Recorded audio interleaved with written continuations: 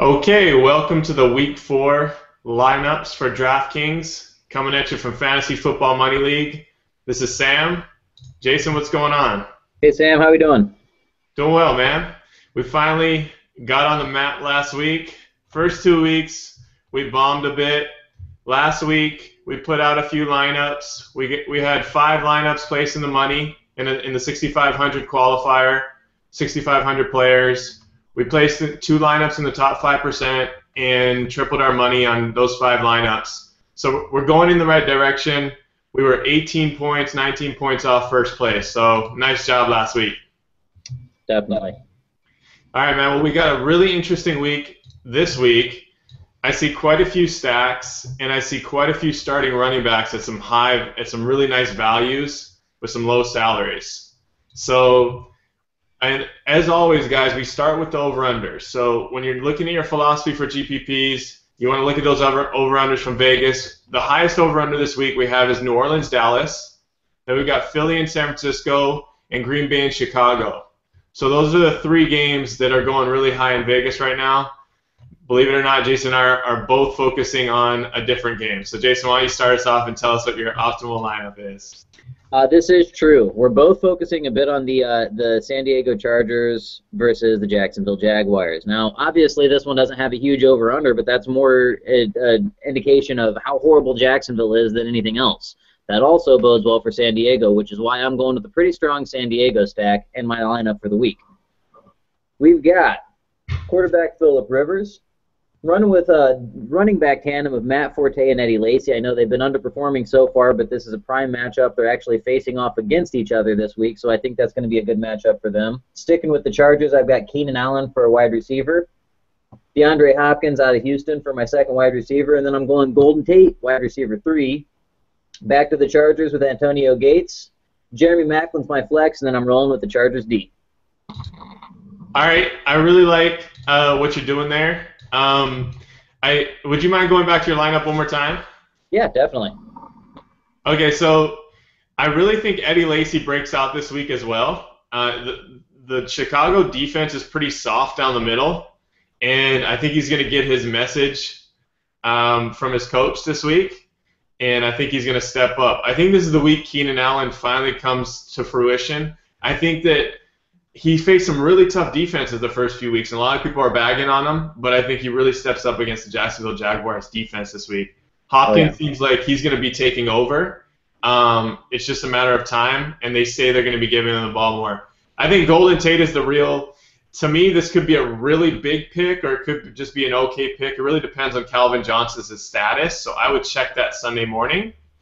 And also Gates. It looks like Ladarius Green is questionable. If Green doesn't play, Gates is a must-start this week, right? I mean, Jacksonville gave up 2 touchdowns to tight ends last week, and Gates is going to tear them up.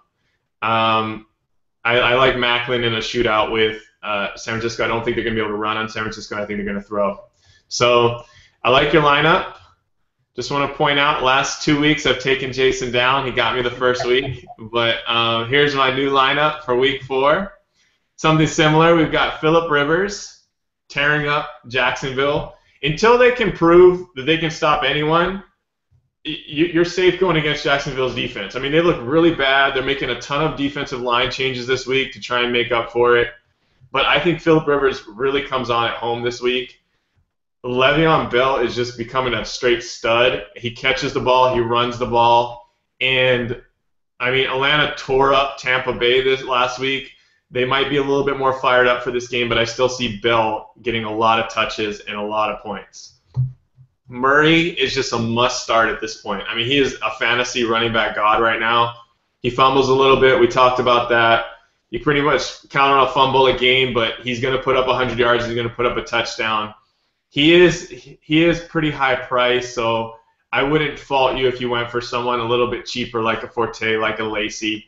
But I really like Murray, and I try and get him in every lineup at this point. Keenan Allen, like I said, I think this is the week he comes up.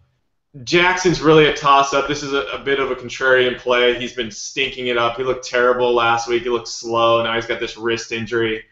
The reason I have him in here is because I think they're going to be coming from behind. They're going to be throwing a ton, and Glennon does like Jackson based on last year.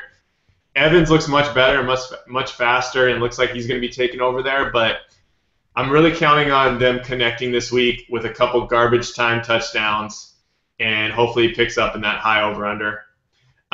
Cecil Shorts, once again, I think they're going to be coming from behind. Lots of throwing. He's a clear-cut number one. Marcus Lee is hurt. Mercedes Lewis is hurt. He caught a touchdown his first game last week. He had 10 targets. I just think Cecil Shorts is a lock this week. He's in every one of my lineups. Antonio Gates, once again, we're going to check on this Sunday morning. If Green is active, I might change this tight end spot. I think Gates is still a good play, but it's just such a toss-up with Green and Gates at this point. I would probably go with Green with the lower price tag. And then if Decker's out, once again, if Decker's out, I would go with Curley. He got 11 targets last week, and I think he's going to connect more this week. And finally, the Dolphins. I think you're going to see the Dolphins and the Chargers defense a lot this week. Going up against a rookie quarterback. We're looking for turnovers. We're looking for touchdowns. And that's it. What do you think, Jason? I like it. I like it a lot. And, obviously you kind of touched on the players, and we've talked about a lot of them, between our other podcast and this one a little bit on just about all of them. So I'd actually like to touch on something else, just kind of from a strategy perspective. And you've seen my lineup now, and you've seen Sam's lineup, and you can see that there's a lot of similarities. And this is something that we talk about when we talk about GPP strategy and we talk about building a stack. Our stack would start with the Chargers, where we've got Rivers. Both of us have Rivers. Both of us, at least tentatively, have Gates. And then, we've got some smattering, Keenan Allen in there. And, there's some other players. And that's how you want to build a stack. You want to pick out the core players that are going to produce high floor and high ceiling players, and then maybe intermix the interchangeable parts around them and mix up your lineup so that way you give yourself the best possible chance to win throughout your multiple lineups. This is a great example this week because we do have such strong matchups. It's a great example of two, alternative takes on the stacking for the Chargers lineup. Yeah, and I would include Donald Brown in that conversation. I have him in a lot of lineups this week. He's got no Ryan Matthews, no Danny Woodhead. If Green is out, he could be catching more balls. I think Donald Brown is a great value this week. And I spoke a little bit about those running backs that are number ones this week, potentially at low cost. Let's run through those, okay? Blue, he's risky because it's a Monday night game, but it really doesn't look like Foster's going to play. He's cheap.